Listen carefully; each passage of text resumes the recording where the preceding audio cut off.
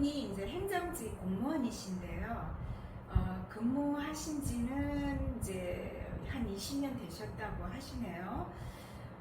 그런데 그 동안은 참 괜찮았는데 올해 들어서 그 업무량이 너무 많아서 그 일을 본인이 다 처리를 하지를 못한다고 합니다. 그러다 보니까 올해 갑자기 마음에 자천될 것 같은 그런 기분이 드는 거예요. 그래서 이제 불안하니까 이제 상담을 요청하겠죠. 그래서 올해 왜 그런 마음이 들었고 그 많은 일들을 왜 처리하지 못했을까 한번 공부해 보기로 하겠습니다. 일간이 큰 땅 무토입니다. 바로 영간에 작은 흙이 있고요. 그리고 바로 주변에 큰 불, 작은 불이 있습니다. 자, 이 사주에서 보면은요, 이 나무들, 작은 나무 기둥들이 불을 생조를 하고요. 또 오화 안에 병화가 천간에 투관이 되어 있죠. 그래서 이 사주에서는 불기운이 강합니다. 그리고 이 사주 형국에서는 그러면은 내 기운은 어떤 기운일까? 자, 관인 상생으로 해서 나무가 불을 생조를 합니다. 그래서 이 불이 또 본인을 생조를 하고 있고요. 또 이 불도 화생토를 합니다. 기토 역시 작은 흙이기 때문에 나에게 힘을 보태주고 있고요. 그래서 내 편이 아닌 기운은 작은 물, 개수와 자수와 작은 쇠, 유금이죠. 이건 작은 기운들이잖아요. 그래서 이 사주는 매우 강한 그런 사주팔자가 되었고요. 용신은 자, 이 사주에서 보면은 이 작은 나무들이에요. 작은 나무들이 불을 생조를 하는데 이 작은 나무보다는 본인이 오히려 더 크잖아요.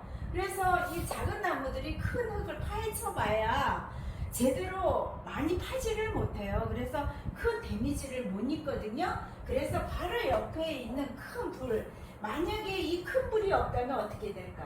이 사주가 작은 불 생조를 받고 이 작은 불이 본인을 생조하는 것보다 바로 옆에서 큰 불이 본인을 생조하는 것이 오히려 큰 힘이 되겠죠. 그래서 병화가 용신이 되겠습니다. 자, 이 사주가 그래도 강사주고 간인상생이 되었기 때문에 공무원으로서 지금까지 잘해 오셨어요. 그런데 이 사람 같은 경우에는 식상의 기운이 좀 약하죠. 그리고 물기운도 좀 약하고요. 근데 올해 같은 경우에는 이제 갑진년이에요. 자, 갑진년이 왔는데 이 나무가 와서 불을 생조를 합니다. 불을 생조를 하고 이 불은 또 흙을 생조를 해요. 그러면서 나무가 이 물을 갖다가 흡수를 하잖아요. 수생모, 목생화, 화생토. 물이 고갈이 되겠죠. 그죠? 고갈이 되다 보니까 일을 하는 데에서 이 면역력이 떨어지는 거예요. 모두 건조하니까. 이 사주가 너무 뜨겁고 건조하니까 자꾸 면역력이 떨어지니까 일의 처리 능력이 굉장히 약해지는 거죠. 그리고 또 경쟁자가 또 나타났잖아요. 진토라는 또 경쟁자가 나타나서 지금 직업적으로 지금 불리하게 되고요. 또 이 불이 강해지면 이 작은 쇠는 금방 녹아요. 아무리 활생토를 한다고 하더라도 이 불기운 작은 쇠는 금방 녹아버립니다. 그러면 내 의식주, 그죠?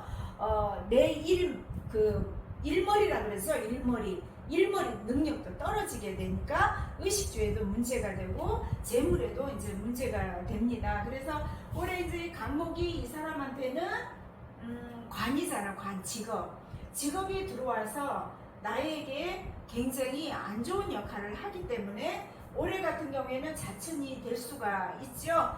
그리고 이제 본인이 이제 그 일의 그 무능력으로 직위 해제가 또 될 수가 있을 수가 있고요. 그래서 올해 같은 경우에는 대인 관계라든가 자기 면역력을 높여서 일의 능률을 좀 높여야 되겠고, 대인 관계도 좀 잘해야 되고, 윗사람한테도 굉장히 본인이 신경을 써서 잘해야 되겠죠.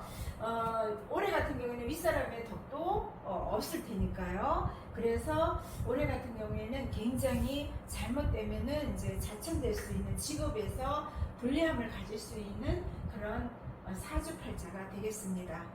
감사합니다.